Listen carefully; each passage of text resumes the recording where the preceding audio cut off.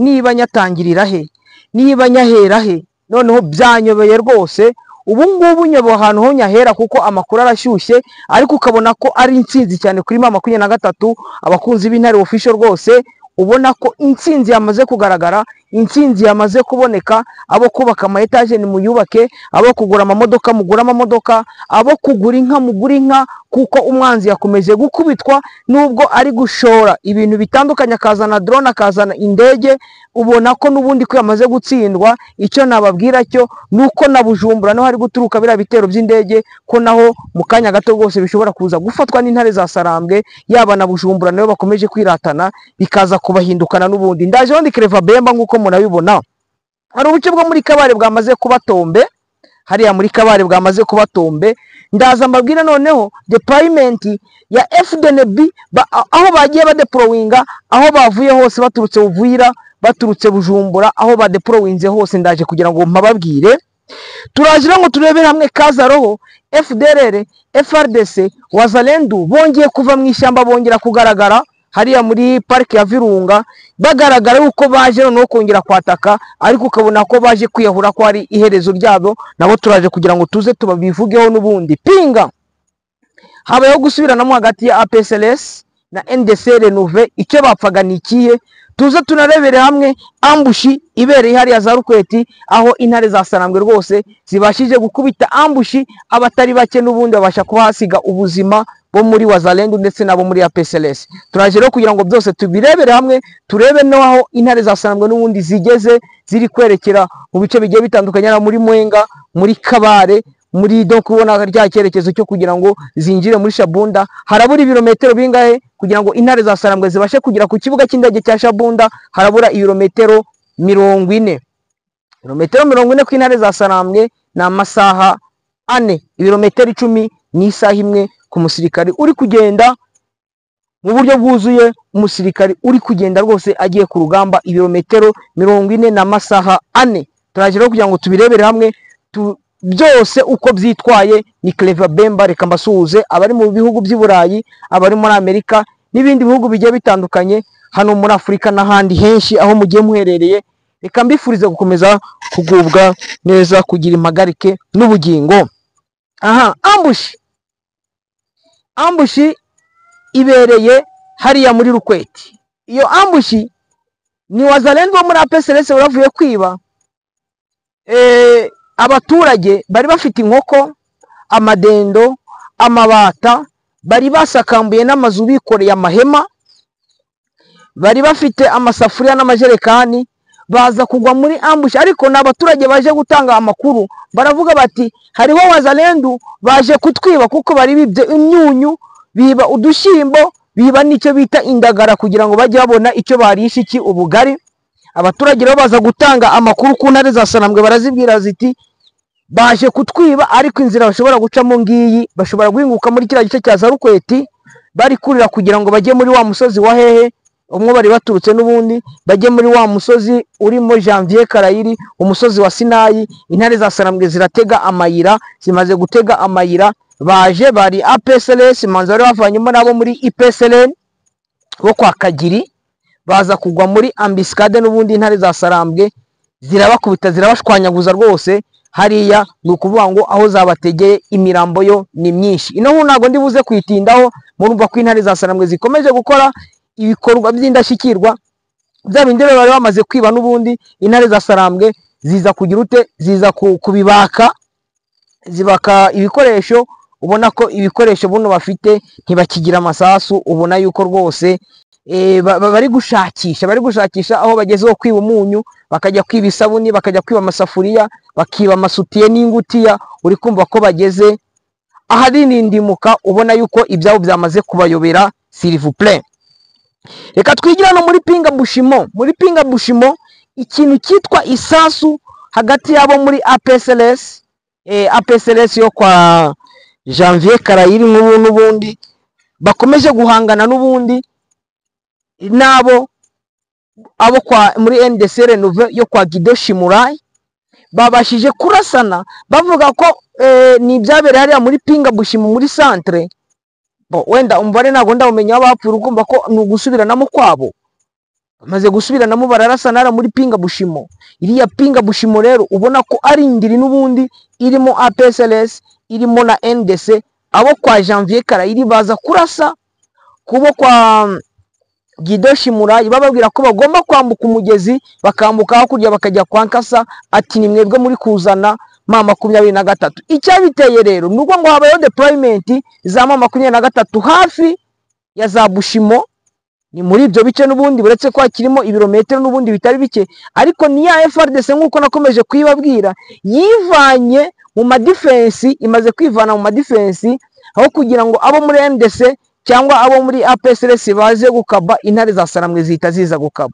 Amakuru bakavuga ko uriya Guido Shimura murabizi no ku matangazo yagiye atangaza avuga ati ibizaba ntibazabimubaze, ati bizaba nimuzabimbaze.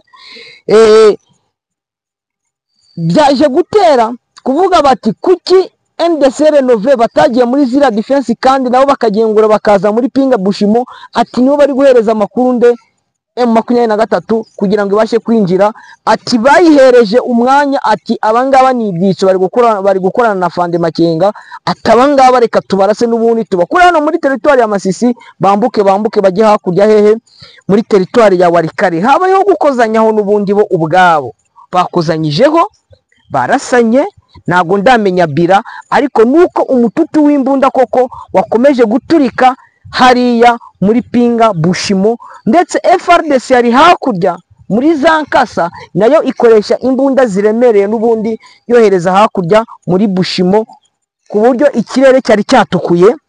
Marigira wenda ntabwo turamenya ngo abapfuye ni bangahe, abakomeretse ni bangahe, turakomeza tubikurikirane tubabwira uko byaje kwitwara nuko byaje kurangira. Ibyo byose byabaye hariya tubikurikirane tuze tumenye ngo abapfuye ni bangahe. SKC abarabo muri NDC Renove baba bemeye kwambuka bakigira hakurya iyo twavuye twita ngo ni wabo nkuko bariya babivuga, nkuko babivuga se baba bemeye. None se imbaraga hagati ya NDC Renove na APSLS baba bafite ufite imbaraga n'uwuhe, sibyo?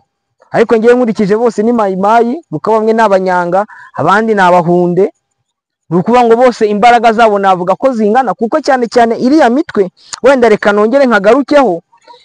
Muri Kongo tugira ikibazo kimwe gikomeye, umutwe umwe waje urimo amoko yose ni umutwe wa M23, usangamwe abahunde, usangamwe abashi, usangamwe abanyanga, usangamwe abatembo, usangamwe abandandi, usangamwe abahutu, usangamwe abatutsi, usangamo buri bwoko, abarega, usangamwe abahavu, usangamo abafureru, usangamo abanyamurenge, buri bwoko ubusangamo abakinwa, abo muri Kasai na Heyi.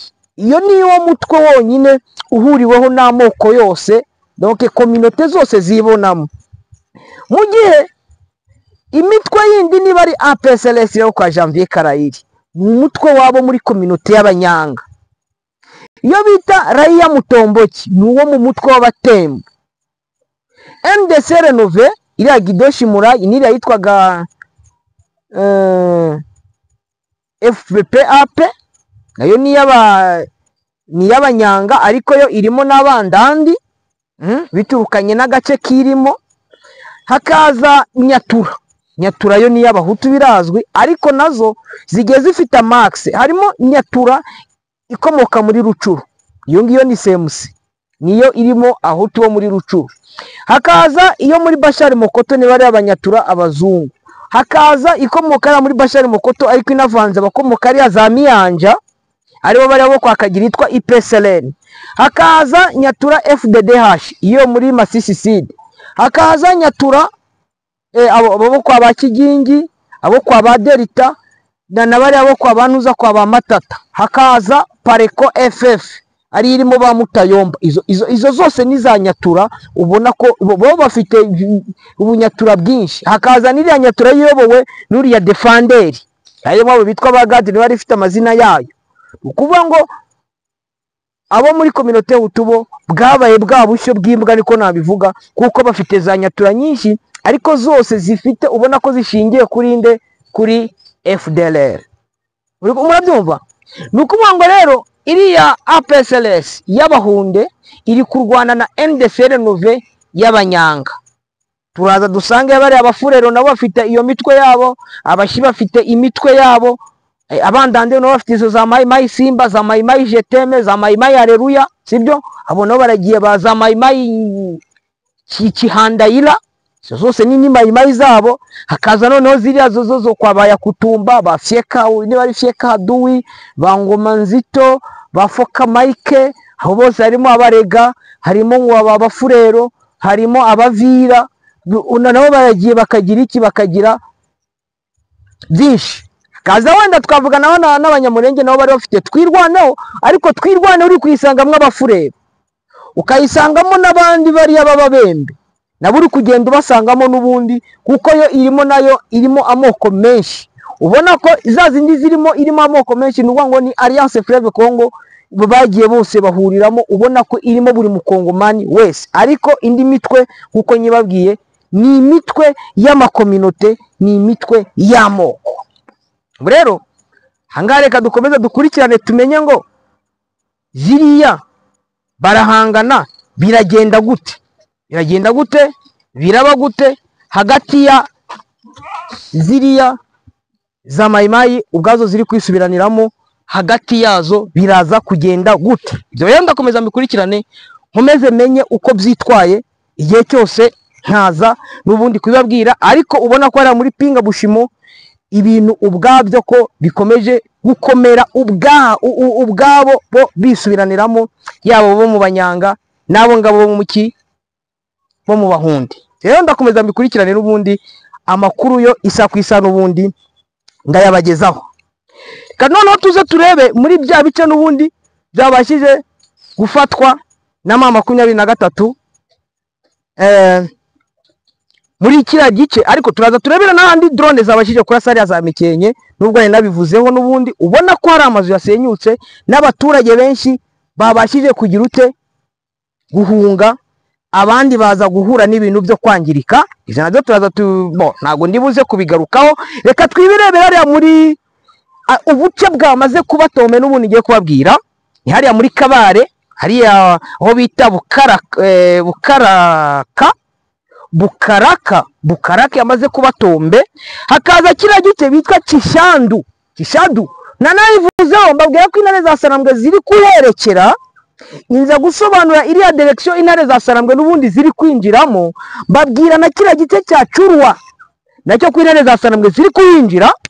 Urumva ni ibintu nagiye mbabwira, ariko n'ubuce bwamaze kuba tombe, ndetse ndemeza ko mu kanya gato n'ubundi mitingi intare za Sarambwe zishobora gutangira kuhakoresha iki, iyo bita mitingi. Zikakoresha mitingi babigaragaza bavuga bati twamaze kuhafata, n'ubundi bagakurana inama n'abaturage. Urukumva ko n'ubundi buce bushya bwafashwe. Ubona ko hariya muri Sud Kivu, muri Mwenga, muri Walungu, muri Kabare, ubundi buce n'ubundi intare za Sarambwe ziri kugenda zibufata.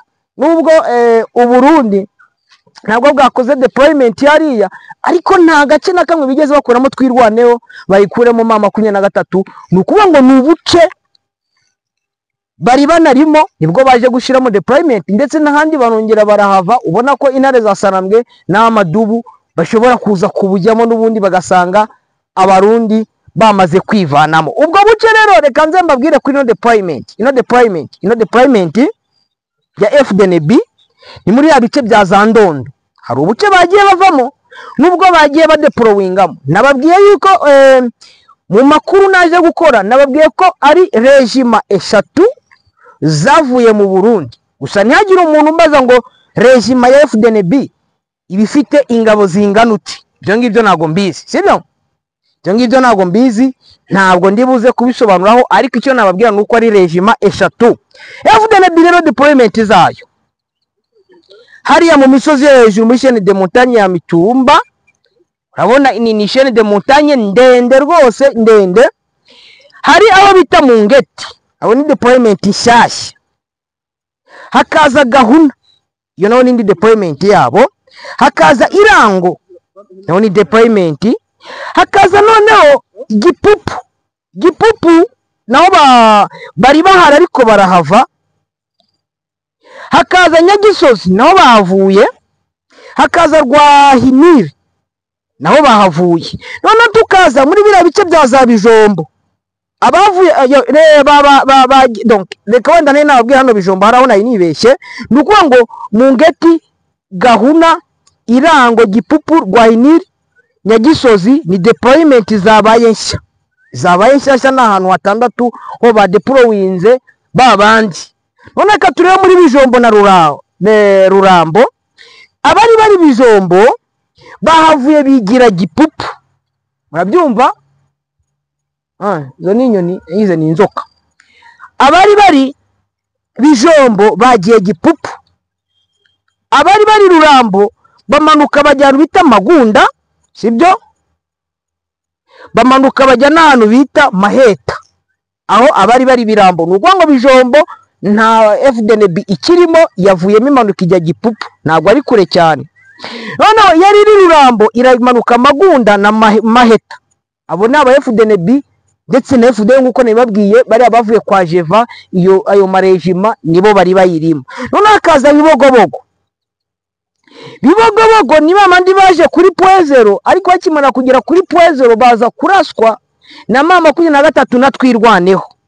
Abandi bajya kwa Murima, ariko bazajya kwa Murima nabo barongera bararaswa, ariko muri ubwo buce n'ubundi baracyarimo, sibyo? Muri ubwo buce baracyarimo. Noneho hari izindi FDNB zari zino bita Gitoga, nibo bamanutse bajya muri Mwenga. Bo baramanutse bajya muri Mwenga kugira ngo bashe kujya gufunga, kugira ngo intare za Sarambwe zidakomeza kubegera. Wenda bo twavuga ko begeye intare za Sarambwe bari kujya kuzifunga, sibyo?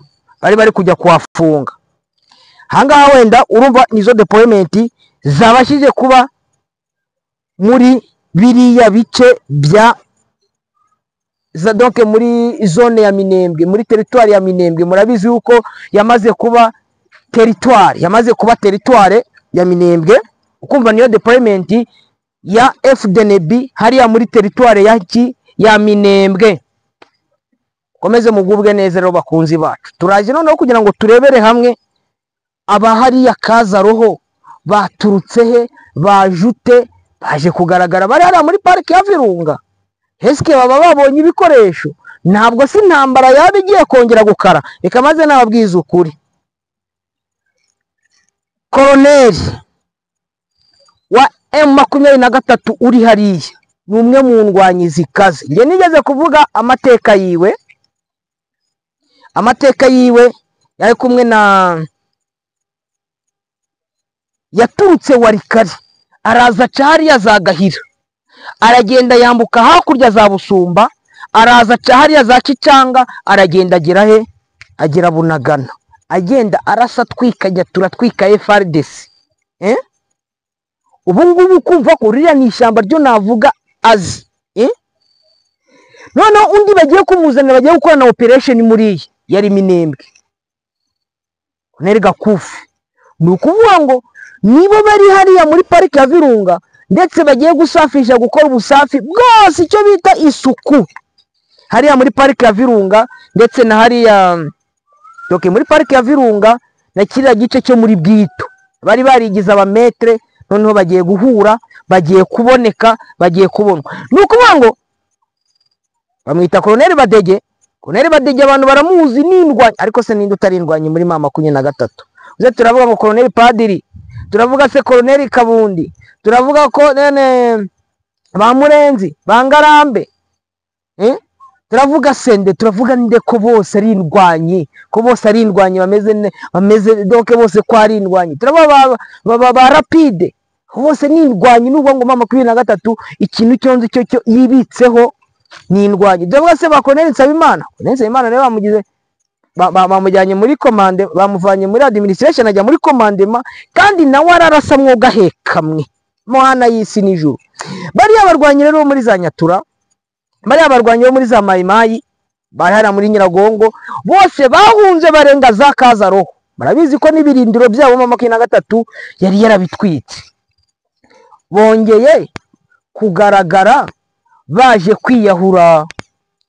Kantu mwakumvishe bavuze ko bagarutse, ariko ntibibagirwe ibyo M23 yabakoreye hariya za Kazaroho. Eske baba bagiye kwibagirwa vuba, baretse ko batakwibagirwa vuba kubera ko ibyo M23 yabakoreye hariya za Kazaroho abantu barabizi, yarabishe FDL ziragenda zirapfa, abandi barafatwa. Mwababonye mu Rwanda ku bitangazamakuru byinshi bari mu Rwanda, barafashwe harafashwe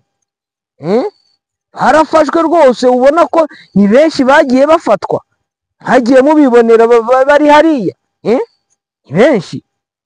Ibyo rero kambibabwire, ibyo ngibyo bariya ngo baraje, nabonye bafite na za PKM, bafite na za RPG, sinzi niba baba baronse utundi dusasu simbizi, cyangwa FDL ngo igira icyo bita ngo ni za cash, wenda kuri cash yabo ikaba hari icyo yaba yungutse, ikavuga ati ngo muze turebe ko twajya kurutenza, ariko baje kwiyahura. Icyo nzi cyo bagiye guhura n'uwitwa Badege, bagiye guhura n'uwitwa Gakufe, ariko afande Gakufe naba yahageze wenda ndabimenya niba yamaze gushika mu mujyi wa Goma. Ariko ikintu cyo mbabwiye kimwe nuko baraje bakubitwe, baraje bakorerwa ibyamfura mbi ku buryo batazabyibagirwa. Bakunze b'Intare Official rero, wakaryoshya nikagira ute nigahora mwitama. Kansuhuze abavandimwe bose abari muri inkoramutima z'Intare Official, ndabasuhuje. Abari Kicanga, abari muri Mwenga, Katogota yo ngiyo muri Sud Kivu muri Plaine de Rusizi, muri aho abari zasange. Ariko nkomeza kwihanganisha n'ubundi abavandimwe bari hare hejuru muri za Mikenke, bakomeje kuraswaho na drone ziri guturuka Bujumbura. Ariko Bujumbura never ko ufite ikibazo, igihe M23 yaba yamaze kugera aho ngaho, ibyo iri buzagukorere ntimukabimbaze. Bujumbura mu gihe muzumva ngo yabaye tombe, ntimukabimbaze. Twibuke ko iyo hejuru muri ho plateau na Mwaye plateau harimo intare za Sarambwe, kandi ziri kureba umujyi wanyu. Gusa abaturage sont des victimes, intare za Sarambwe ntacyo zipfa n'abaturage, ariko nababwiza ukuri ko mushobora kuzahura n'ibibazo bikomeye.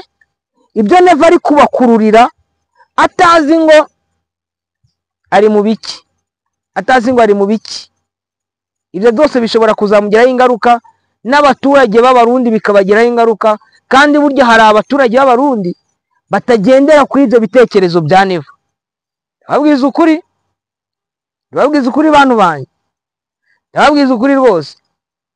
Cyo nzi cyo abo bizagiraho ingaruka, muzakomeze gere kwihangana, ni kwisi iteye. Ariko neva nka perezida w'igihugu ntabwo yakagombye gushyira mu kaga abaturage be abireba.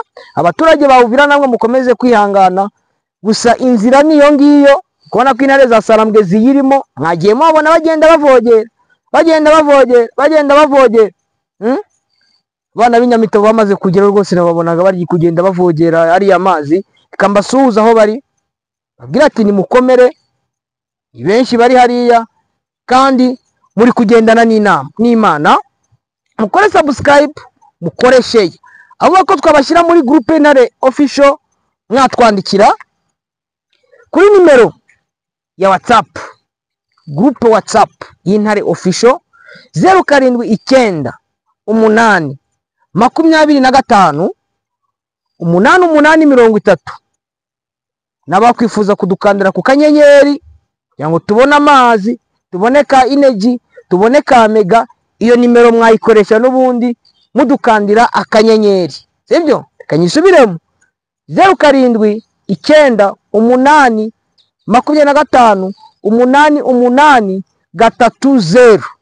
Mwadukandira akanyenyeri, katugurira amazi, katugurira tukaguka. Reka mbashimire rero, mbifurize kugira Imana n'amafaranga, gira Imana n'amafaranga, kandi muduhe ku mafaranga. Bye bye. Imana ikomeze ibagirire neza.